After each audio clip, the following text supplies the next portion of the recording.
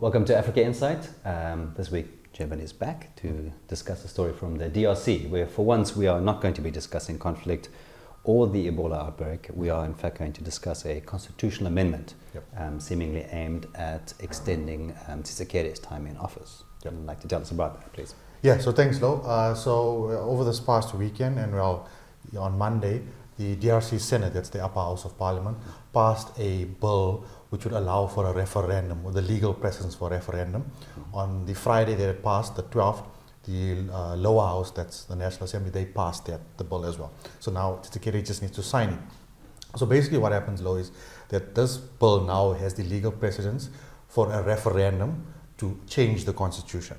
Now, as you know, we know the DRC has been quite a chaotic place, but the current constitution that's been in place since 2006 has allowed for 4 successful democratic transitions, if we'd call it that, but it's been brought relative stability.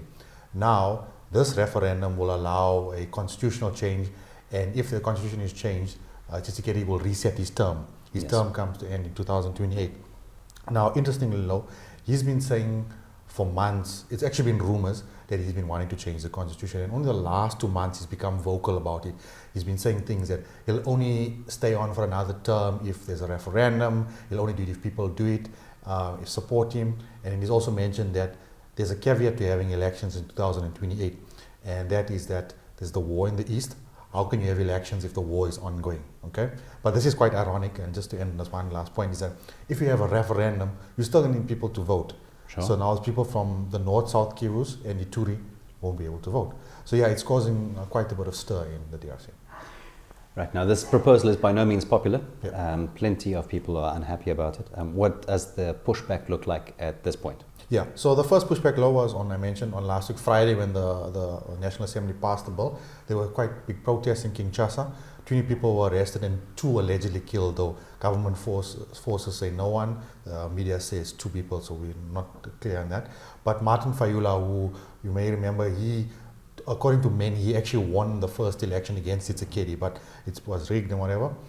Him and a whole bunch of opposition leaders under a broad coalition called C64 are denouncing this. So they've got major protests planned for July 8th. So they're going to march to the palace where Tshisekedi sits, and to parliament to denounce this and ask for his resignation.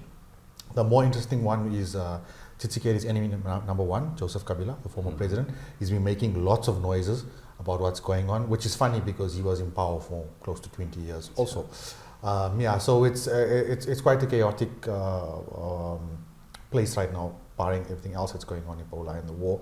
But I'm quite concerned, so I'm still keeping our risk as trending negative. It's deteriorating in the DRC, and I think there's going to be lots more protests up until the July 8th major protest. So I'm quite worried about what's happening in the DRC on top of all of their problems. So I think it's worrying.